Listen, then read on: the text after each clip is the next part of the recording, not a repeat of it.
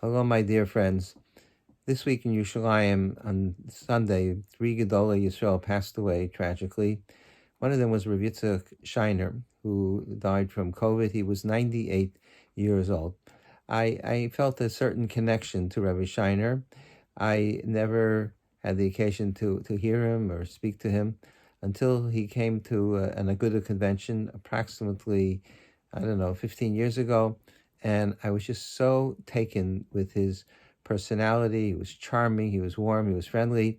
And he told us the story of his life, in which I'm going to relate to you in a few moments.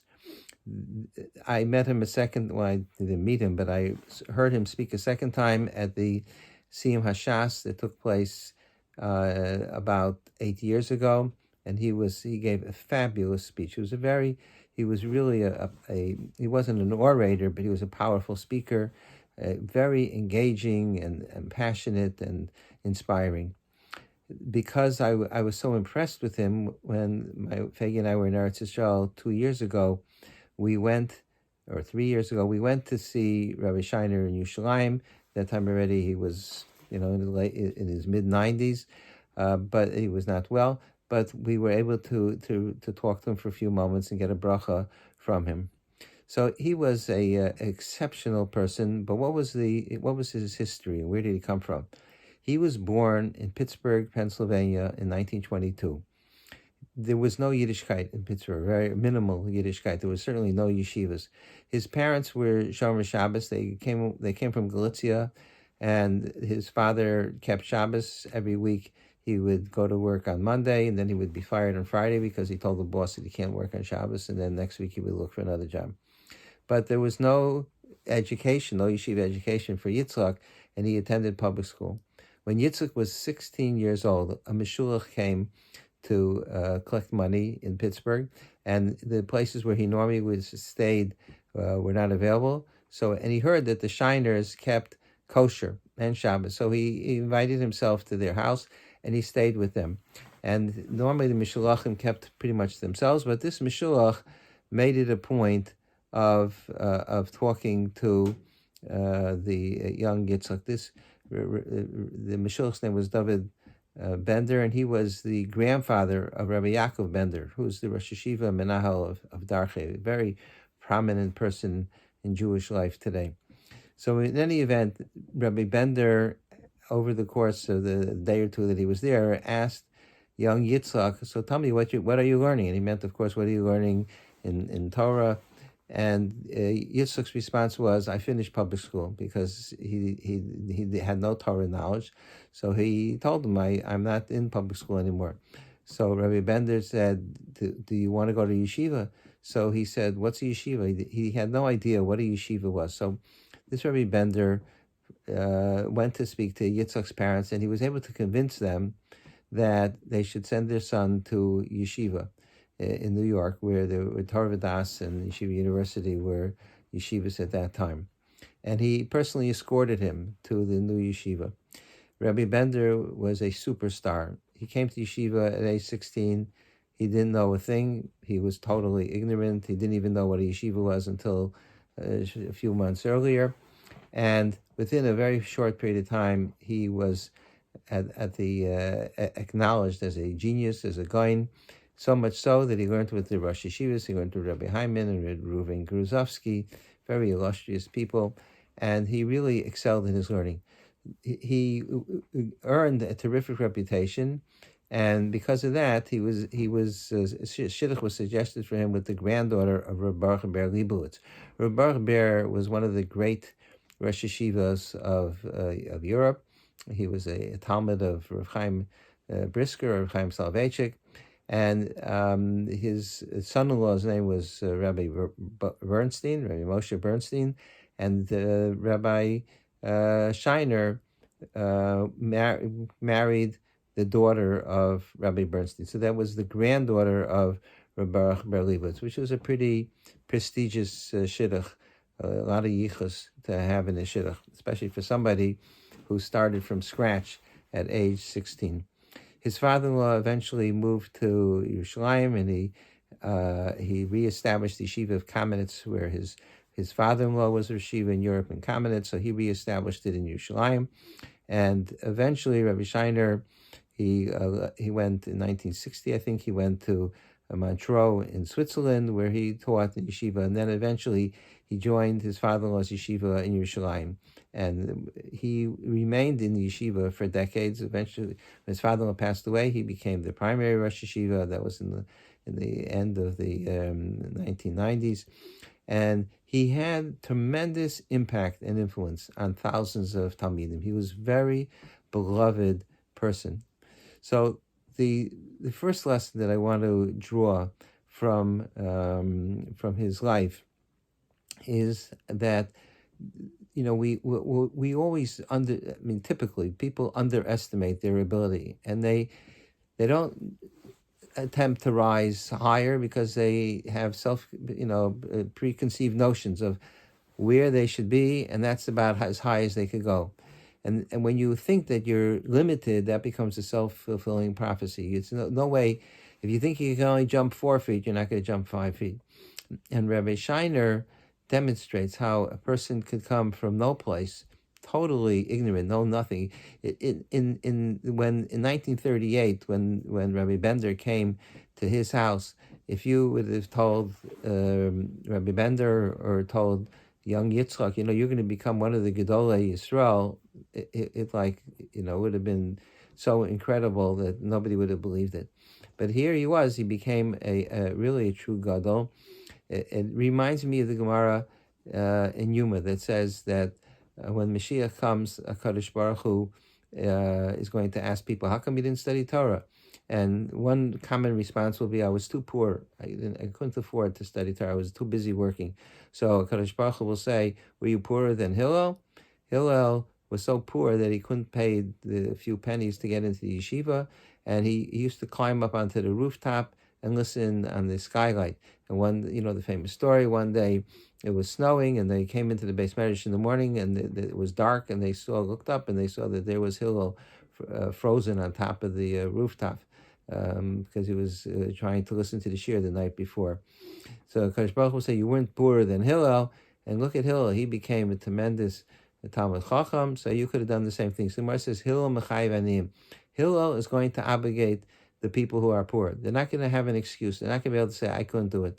I think Rabbi Shiner is mechayev those people that have little background and have not had opportunities to study Torah. There's no such thing. You see how somebody came literally from no place. Total, I don't like to call people ignoramus, but that's as far as his Torah's knowledge was, that was where he stood. And yet he rose like a meteorite or a shooting star, and he became not just a Talmud Chacham, but he became a Rosh Yeshiva. He was married into a very prestigious family, and he became an Adam Gadol. That's an amazing story, which should inspire us as well. It means that we have to rethink whether we have limited knowledge, or even if we've reached a certain point, but there's a plateau and we think, I can't go higher. There's no such thing. Everybody could go higher than they are. The other point that I want to bring out is that you see the potential impact of every single thing that we do. Rabbi Bender had a casual conversation with this young boy, Yitzchak, and he said, would you like to go to yeshiva? That conversation transformed Yitzchak, young Yitzchak Shiner, from being he would have grown up in Pennsylvania, in Pittsburgh. He would have remained an Am Aretz his whole life. That transformed him into an enormous Talmud Chacham, into a religious personality. He had tremendous hashpah, influence on thousands of people. And those people that he influenced, they in turn had influence on other people as well. That was all a result of a short, brief conversation that Rabbi Bender had with Yitzchak and his parents.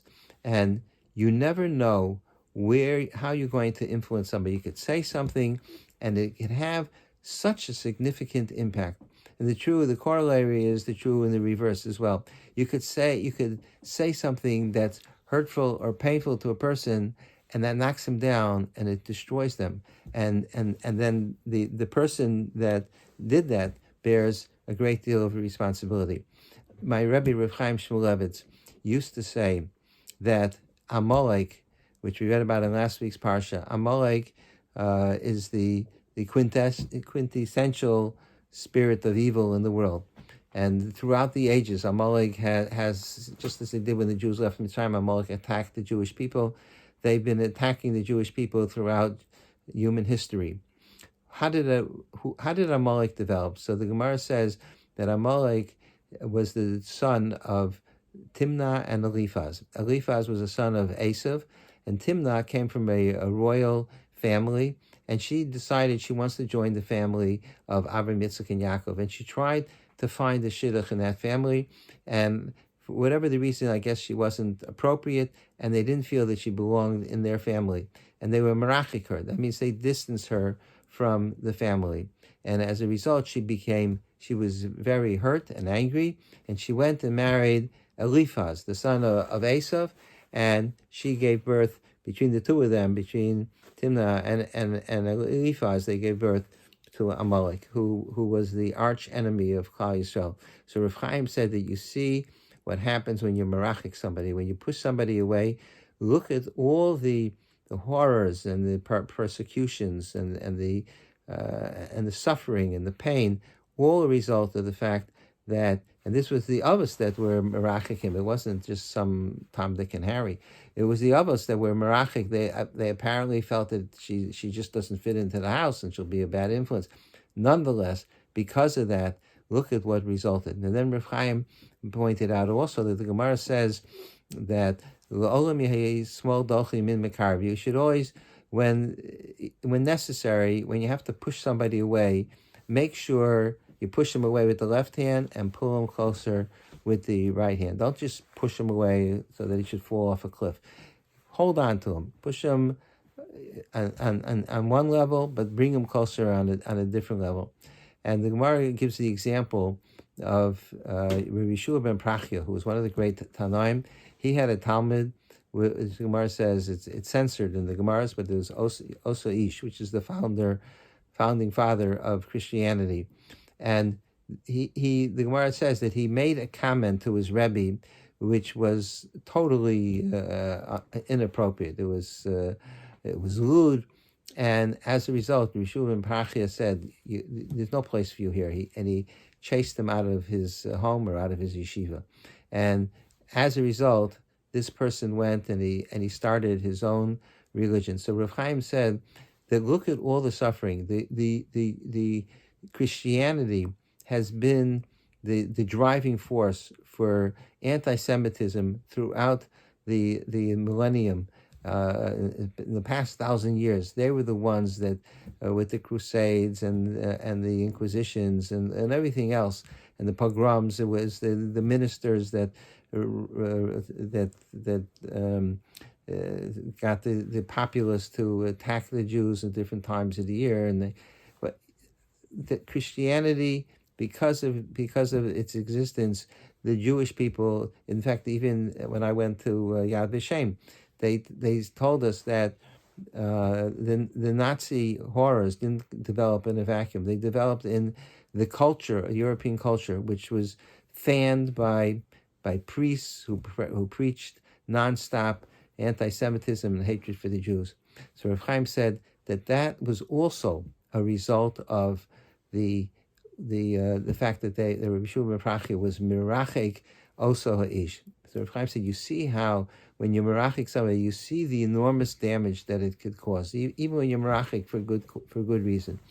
And so those are on the one hand, if a person has to be so careful because you could say something to a person and turn them off and be mirachik them. On the other hand, you can be mekarav people, and even if a person is already, kiruv is not limited to people who are not from. Everybody could use a pat on the back. Everybody could use some inspiration, and you see how it's possible to transform a person's life if you say the right thing to a person, and a person would never. I don't even know if Rabbi Bender, when he passed away, I don't know if he ever knew that Yitzchak Shiner developed into such an Adam Gadol. And I doubt that he even thought that that's what would happen. But you see the power of influence that all of us have, and we should take these two lessons to heart. The number one, we should never limit ourselves. We should never say, I can't rise any higher. Look at Rav Yitzchak Shiner. He became, going from zero, he became one of the Gedolei Yisro, and second, and he had a hashpah on tens of thousands of people. And secondly, we should be the importance of being careful what we say to other people, and rather than hurting people or saying things that will discourage them, if we find the right words to say and we encourage people, you never know what type of impact that'll have. Look how Rabbi Bender was able to transform Rabbi Shiner, and by doing that, he transformed the history of Klal Yisrael for years to come.